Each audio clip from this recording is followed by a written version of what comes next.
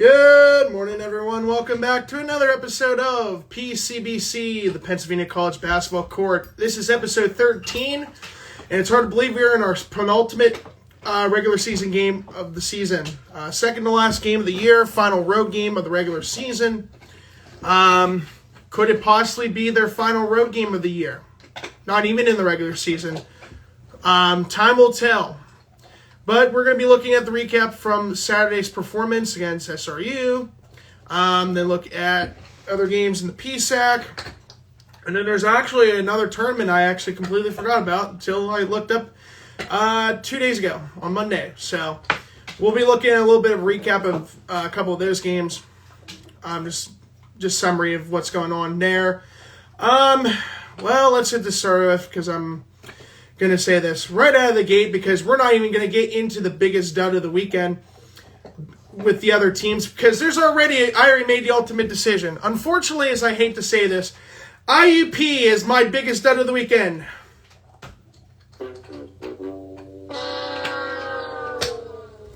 Yes, I really hate to pick IUP. And this is the first time I've picked IUP this season. And man, I don't even know where to start with this game. This game was just a complete mess. IUP gets off to a fantastic start in the first quarter. 15-5, SRU calls the timeout. And then it just completely became a game where it just flipped at 180. SRU ended up outscoring IUP 39-27 in the first half. So you're looking at a score of 34-15 in the span of 12 minutes and 34 seconds. This game was absolutely brutal. I mean, I'm not going to lie. This game was pretty brutal. Where do we even begin? Okay, let's look at the first half.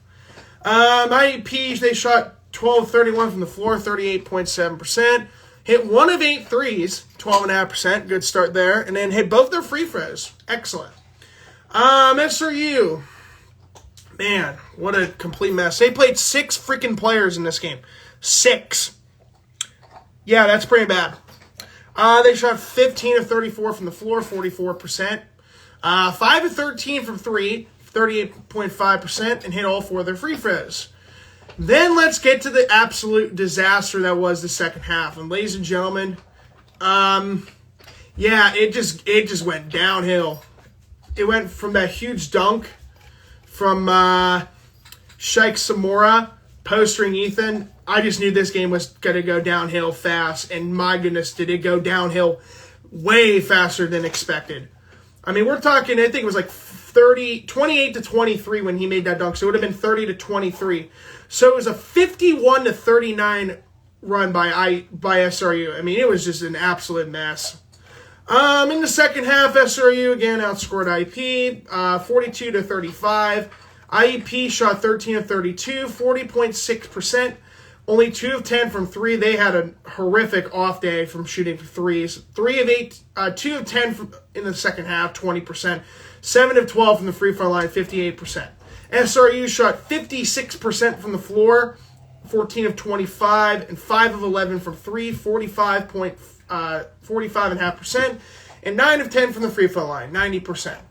In this game, IUP shot 25 of 63, 39.7%, an abysmal 3 of 18, which is 16.7% from three-point range, and 9 of 14 from the free throw line, 64%.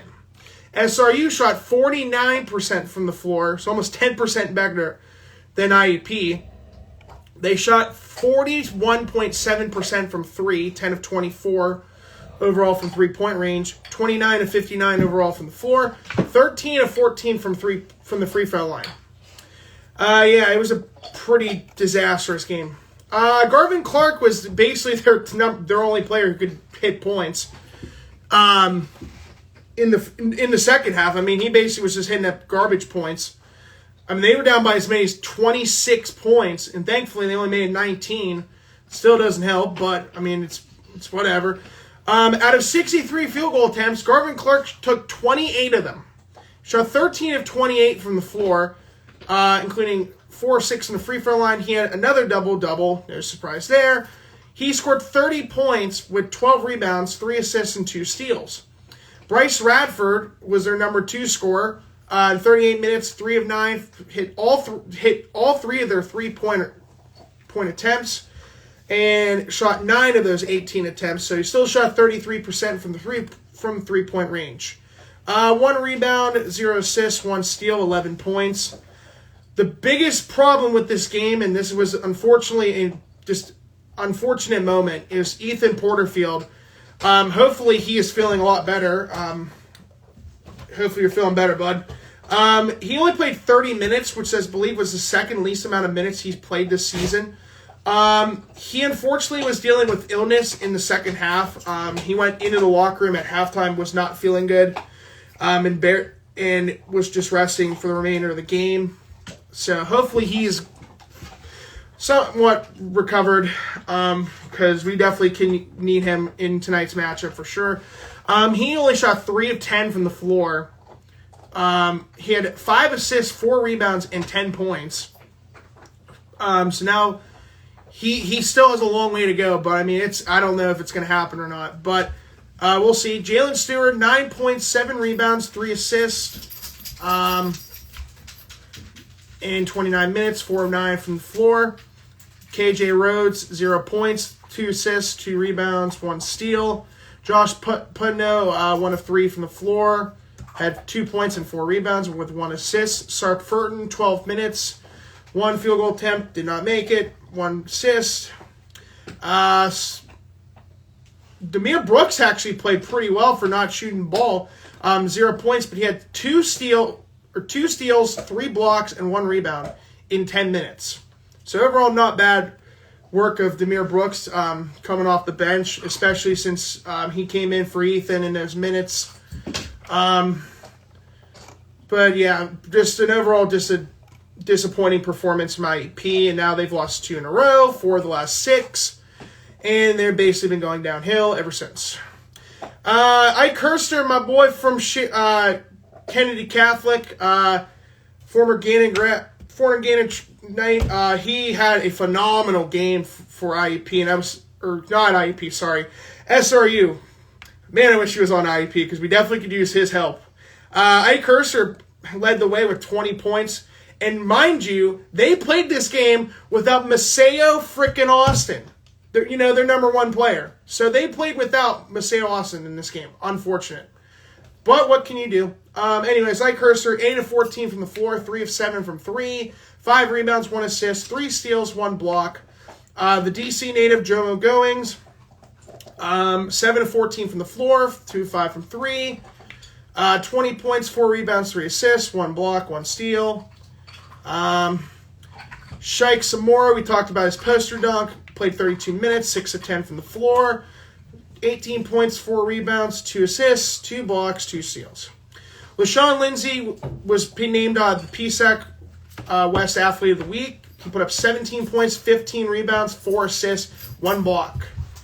Luke Howells, 29 minutes, 1 of 4 from the floor, 1 of 3 from 3, 4 rebounds, 5 assists, 3 points. And then Bobby Clifford was their only player who came off the bench, played in 26 minutes, hit 1 of 2 from the floor, and his only field goal attempt was a 3-pointer, which he successfully made from the right corner. He had 4 rebounds, 4 assists, and 3 points. So IEP, unfortunately, SRU prevails. They go to 14-12, 12-8 in conference play. IEP drops to 16-10 and 13-7 overall in conference play. Again, without question, the biggest dud of the weekend has to go to IEP. Unfortunately, I really did not want to pick them, but I didn't have a choice. And speaking of them, as unfortunate as I'm about to say this, that was the second closest win, the second closest matchup in terms of points. Because every other matchup was by 20 points or more, except for one game. One game was under 10 points. And then IEP was second at 9. SRU beating IEP by 19 was second. Anyways, looking at the boards. SRU winning by 19. Seton Hill beat Edinburgh by 21. No surprise there. 7-1 on the day. Again, the only loss was IEP losing at SRU. And pardon the noise you may have just heard. That's my dog's collar. Bark collar goes off. Unfortunately, my one dog barks really loud, and it censors my other dog's bark color. Bernie Blunt, 14 points.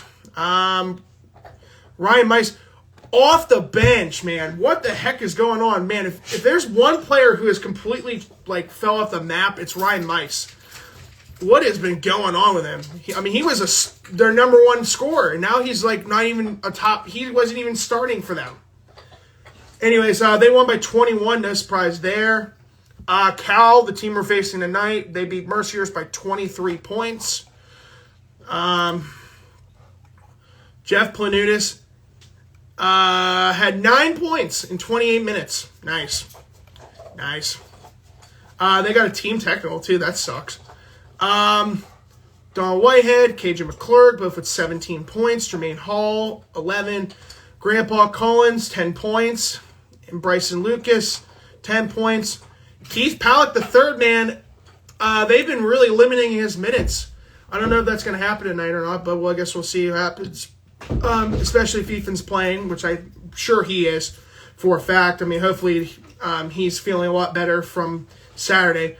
I'm telling you, man, SRU is just a trap. I said that before, even in the keys of the game. It's a freaking trap. I hate Morrow Fieldhouse so much. I really do. Thank gosh we at least have that winning streak in Indiana. That makes me feel a little bit better.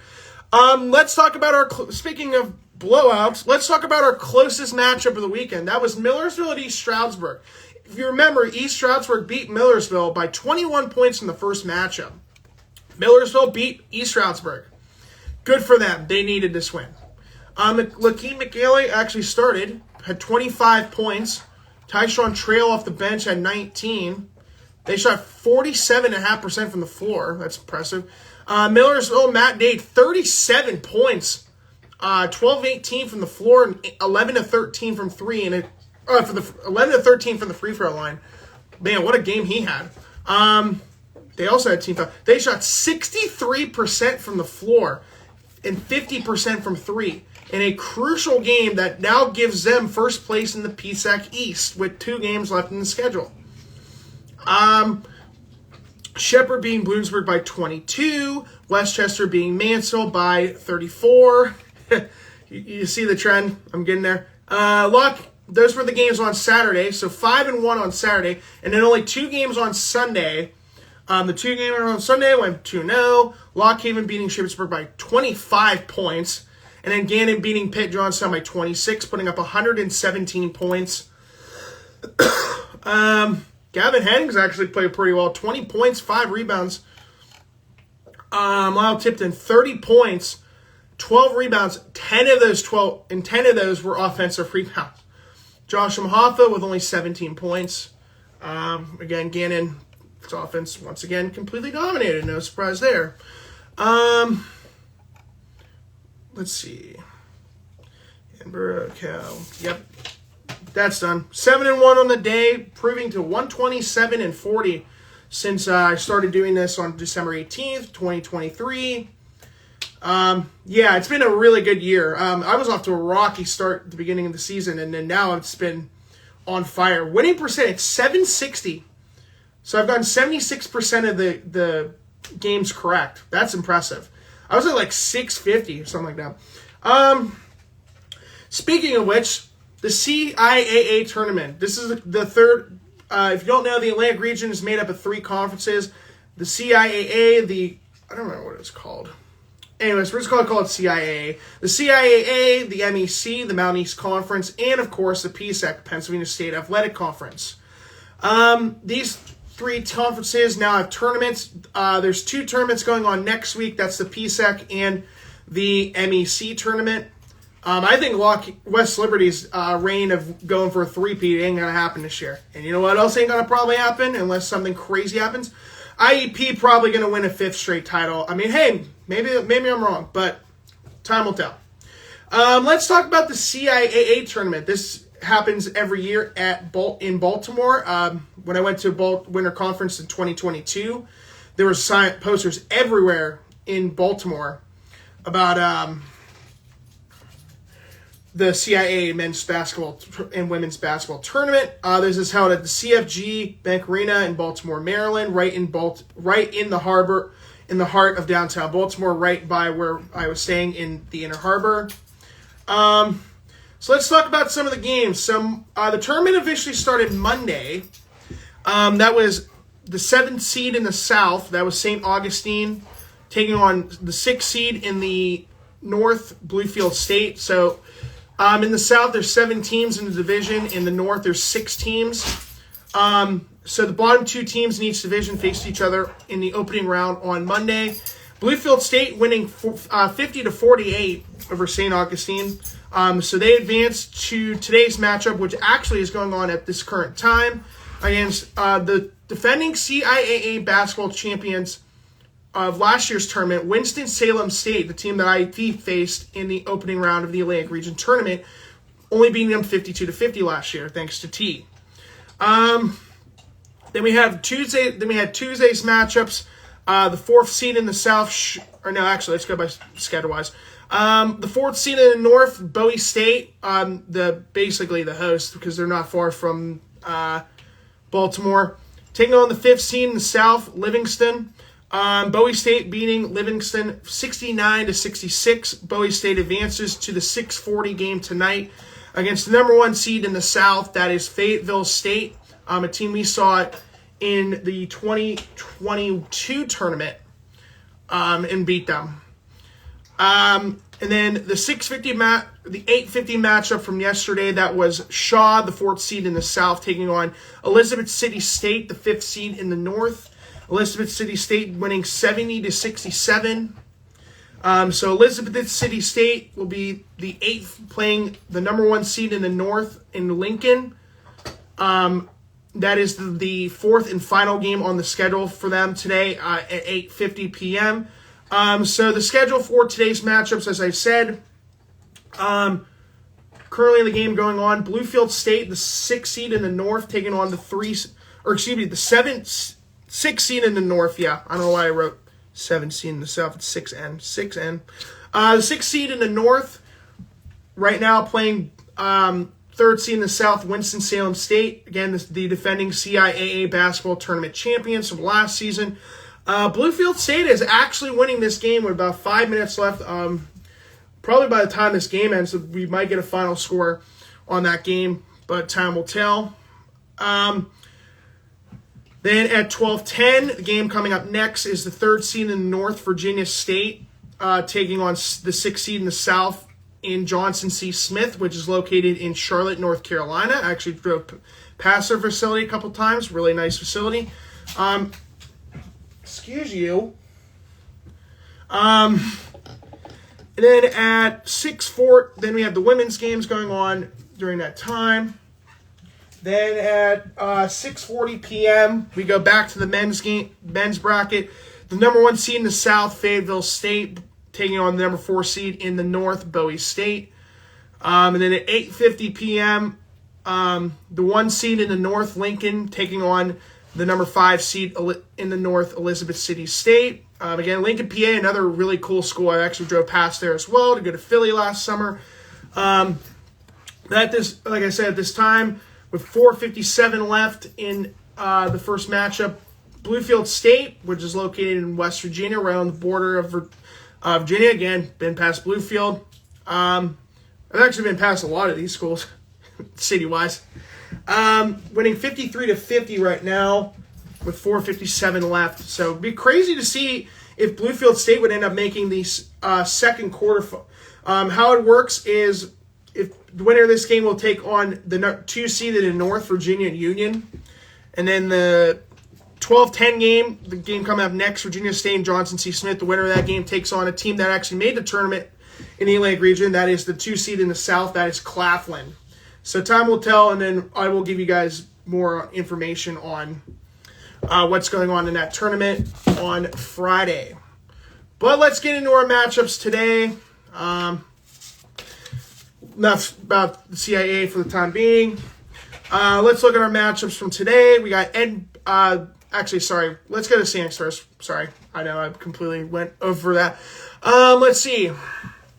So with the win against East Stroudsburg, Millersville moves into the 1 seed on an 8-game winning streak.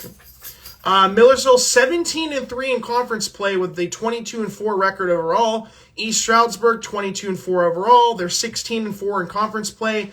Lock Haven's still in that race for a first round bye. They're 16-4 also in conference play with a 18-7 record in overall. Westchester has officially secured the 4 seed, so we have our first of the 4 opening round matchups. This was no surprise. I already knew this was going to happen. Westchester securing the 4 seed at this point in the season. They're 17-9 on the season, 14-6 in conference play. They will face Shepherd, who is now 8-12 on the season conference play, 11-14 overall. And the 6th and final seed has been secured. They will face either Lock Haven or East Stroudsburg, more than likely. Most likely Lock Haven. But it's official. Congratulations to Mansfield. You have officially ended the drought.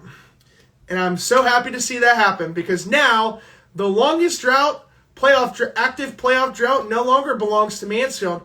It's the second closest school from my hometown. That's right. That streak now goes to Clarion, who has last made it in 2014. Could they make it to the 2025 tournament? Time will tell. But Mansfield ends an 11-year drought of making the PSAC tournament. They officially are in the playoffs as the 6th seed. Shippensburg 4-17 in conference play and 8-19 on the season. Wow, that's just embarrassing. Bloomsburg 5-21, 3-17 in conference play, and then Kutztown at the bottom 4-22, 3-17 in conference play. Mansfield is the only team in the PSAC East that will not be playing today. And the only team in the PSAC West that will not be playing as we look at the standings now. Gannon's the other team that's not playing today, so we know what their record is going into the weekend. Gannon basically has locked up the 1 seed at this point. I mean, it's pretty much like it's over at this point. Gannon 25-2, 19-2 in conference play on a 14-game winning streak. Yeesh. Cal is in second, 17-3 on conference play, 23-3. Either a loss in one of their final 2 games will secure Gannon the 1 seed. Basically, Cal would have to win both games and hope Gannon would somehow collapse on the last day of the regular season. I don't think that's going to happen. IEP, with their second straight loss, only has a 1-game advantage in the PSAC West at 13-7 overall in conference play, 16-10 on the season. SRU is now behind them by only a game, which was stupidly insane to believe like a couple weeks ago. 14-12 on the season, 12-8 in conference play. Seton Hill still in 5th at 15-11 and 10-10 in conference play. And Mercyhurst is now 13-15 with a record of 9-11 in conference play. I honestly would rather play Mercyhurst than play Seton Hill, but that's just me. Edinburgh is now 7th, 7-19, 6-14 in conference play. Clarion 7-19, 5-15 in conference play. And Pitt Johnstown 4-17 and 6-21 in conference play. Pitt Johnstown will be playing its final game of the season. Shippensburg most likely playing its final game of the season. Shippensburg will play its final game of the season today. So yeah, what a shame. What a shame. Let's look at the preview for tonight's matchup. Let's get this over with. IEP traveling down to the Convocation Center. This will be my first time going down to Cal. I'm very excited. I had already penciled this game as a game I was already planning to attend. And you better believe I am. I'm taking the 96-mile drive from Slippery Rock, Pennsylvania, down to California on the Monongahela River, as they are currently 16-10 on the season, 13-7 conference play, still 3rd in the PSAC West, coming off that abysmal 19-point loss to SRU. Cal now ranked 8th in the country. They were ranked 9th last week. Last week they were ranked 9. They move up to 8. With rankings, East Stroudsburg dropped from 15 to 18, now 18, and then Gannon still top 5. They're ranked 5th, no change there. Cal ranked 8th in the country, 23-3 on the season, 17-3 in conference play, still 2nd in the West, coming off that 23-point win against Mercyhurst. We have now hit the bicentennial matchup. This is the 200th career matchup between these two programs. IUP leads the series 126-73. IUP lost their first matchup against Cal, ending a 21-game winning. Cal ended a 21-game losing streak to IUP, winning 65-57 at the Kovalchik game I was in attendance for, and I said that ref ball was the biggest dud of that matchup. Let's get into the 7 key elements of my fundamentals of basketball. Offensively, Cal is ranked 3rd in offense in the conference at 86.8 points per game. IUP in the bottom 4 at 15th at 72 points per game. Their defensively, IUP is 3rd still, 69.1 points per game. Cal ranked 6th at 73.9. Field goal percentage, Cal still ranked top of the PSAC at 50.9%. IUP in the bottom 5 ranked 14th at 43.7%. 3-point field goal percentage, Cal 35.4%. Significant drop from their last performance where they shot 36.5% when we first saw them. IUP still the same, 33.7%, ranked 11th. Free throw percentage, Cal ranked 7th at 72.5%. IUP still dead last at 65.9%. Rebounding, this is the closest. These next 2 categories are pretty dang close. Cal, 37 rebounds per game. IUP, 36.7. They are ranked 9th. Cal ranked 8th. IUP ranked 9th. Assist to turnover ratio, Cal has improved a lot on this, but IUP still has the advantage, 1.26. They're still ranked 2nd. Cal ranked 3rd at 1.23. Now let's see the Cal Vulcans, top 3. Led by, of course, one of my 4 finalists that I have for the PSAC West Athlete of the Year, and I feel like he's probably going to win it, unfortunately, even though I think Porterfield deserves to win it more. That is, of course, Caden KJ McClurg. Leads the PSAC in scoring, no surprise there. 22.7 points per game, 6 rebounds, shooting 53.5% from the floor, 42.8% from 3. So a significant drop from his last performance. Yeah, he was shooting 56% and 45% from 3 in the first matchup. Next is Grandpa Zion Collins, 14.9 points per game, 4.6 rebounds, 46.8% from the floor, 32.7% from 3. And lastly is Jermaine Hall Jr., who's scoring 12.5 points per game, 6 rebounds, 47.2% from the floor, 28.4% from 3. The key guy I'm going to be keeping an eye on is Donald Whitehead Jr., guy who's been playing a lot more. He's been starting ever since that game he went off against IUP. Former Hickory sensation, has done really well being a role player for this Cal Vulcans team. The IUP top 3 is led by the guy that I think is going to be very close to making history. I hope he does it, man. I'm really hoping he does. That's Ethan Porterfield. He currently sits at 1,840 career points. So he needs 110 points in possibly 3 games. But if they can make it to the PSAC championship game, that would give him a big cushion. I would give him at least 2 more games to break the record. So we'll see. Maybe he does it. Maybe he doesn't. Maybe he doesn't. Who knows? Time will tell. He's 19. He's still in the top 5 and 19.5 points per game, 8.7 rebounds, shooting 47.9% from the floor and 38.5% from 3. Garvin Clark, who came off a 30-point double-double with 30 points and 12 rebounds, is averaging 18.5 points per game, 7.6 rebounds, 43.2% from the floor, 28.5% from 3. And Bryce Radford, who's still their number 3 scorer, 12.1 points per game, 1 rebound, shooting 39.4% from the floor and 38.5% from 3. Top 3 keys of the game. Number 1, stop Caden KJ McClurg and Grandpa and the band of really good misfits. Like I said, if IUP wants to win this game, they have to play well. They really do. I mean, they played with them the entire game in the first matchup. We don't know what's going to happen tonight. But, man, I just really hope that IUP is going to at least put up a fight against Cal and not have the same matchup we saw on Saturday, hopefully. Number 2, as I said, it's my first trip to Cal. This will officially make me cement myself of going be at all the PSAC West Division colleges. I went to 5 last year. Oh, wait, no, correction. I did 3 last year. I was already at 5. And then Cal was the only one I did not go to last year because I actually was at a church dinner. But I was still watching the game, very close game.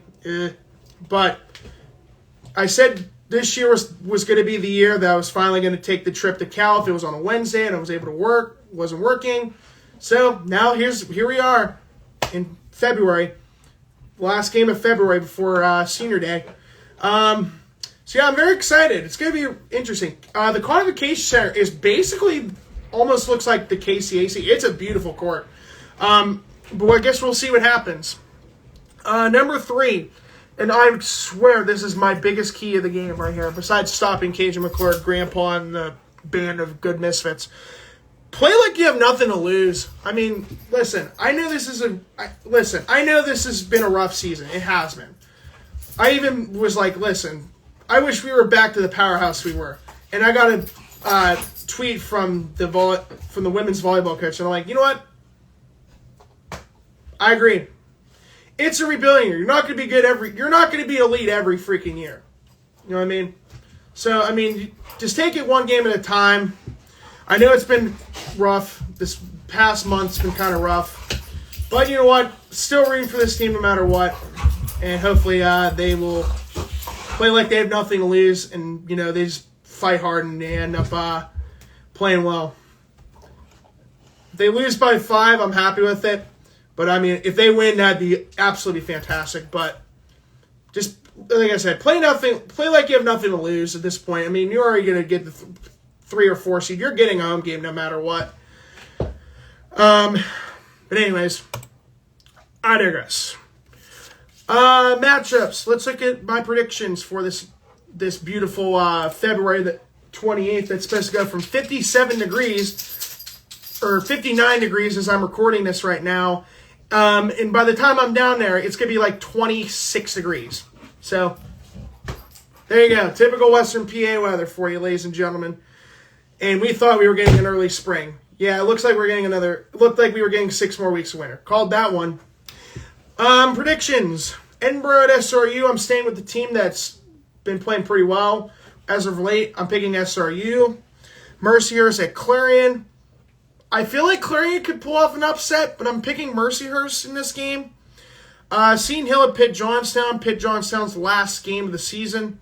I'm picking Seton Hill. Westchester and Millersville. I'm not 100% sure if Millersville wins, they secure the 1 seed no matter what. But I'm still picking Millersville. Millersville's been playing with fire lately. They've been an absolutely phenomenal team to watch. And they're going to be a dangerous team coming to the postseason. I mean, you talk about a quarterfinals matchup. You got, Millersville, Lock Haven, and East Stroudsburg. Westchester, maybe. I don't know. But those 3 teams that are in the top, Millersville, East Stroudsburg, Lock Haven, those are going to be so tough games. And unfortunately, like if East Stroudsburg and Lock Haven have faced here in the quarterfinals, that's going to be a good game from start to finish. Both games have been fantastic this season. But we'll see what happens. East Stroudsburg at Kutztown. This is my lock of the day from the East. I'm picking East Stroudsburg. Lock Haven at Bloomsburg. I'm picking Lock Haven. I don't really know what to pick as my... I guess Seton Hill over Pitt Johnstown. That's my pick, the lock of the day. One game at 8 o'clock. The other 7 games I forgot to mention were at 7:30. The 8 o'clock game, Shepherd at Shippensburg. I'm picking also Shippensburg's last game of the season. They're just like, thank God we're done with this season already. We sucked. We were terrible this year. 16 wins in the conference last year. Went only 4 games this year. No, just unfortunate. But I mean, whatever. I'm still picking Shepherd to win that game. And then IUP at Cal. If you look by the 7 key elements, Cal has 5 out of 7. But again, it was a really close matchup the last time. Cal did not shoot that great. in the first matchup. So can IEP pull off an upset? I don't know. Because I was very skeptical. I was like, you know what? Is it wrong to pick, for me to be an IEP fan and pick Cal? I mean, I was very close to doing, man. I really was. I'm like, as much as I love this team to death, I know I would pick IEP in a heartbeat. But, man, I just knew that, I just had this feeling that I was going to pick Cal and feel like a complete joke. But I'm still sticking with IEP. I really don't care at this point. I mean, whatever. I already have a good record for prediction-wise going into next week. So I'm sticking with IEP. It's going to be I hope it's going to be close. And hopefully it's not going to be a 19-point disaster like it was last week. Bloomfield State and Winston-Salem State, looking at it now, this game actually is the first game is going into overtime. So Virginia State and Johnson C. Smith, their game will get pushed back. I mean, it was already going to get pushed back no matter what. But yeah, I mean, that's pretty much it for this week. For this today's episode of the PCBC. We'll be back on Friday. I'll be back on Friday for the recap of this matchup against Cal. Look at the other games going on in the CIAA tournament. On Friday, we have our 2 semifinal games. So, and then the championship game will be on Saturday at 4 p.m.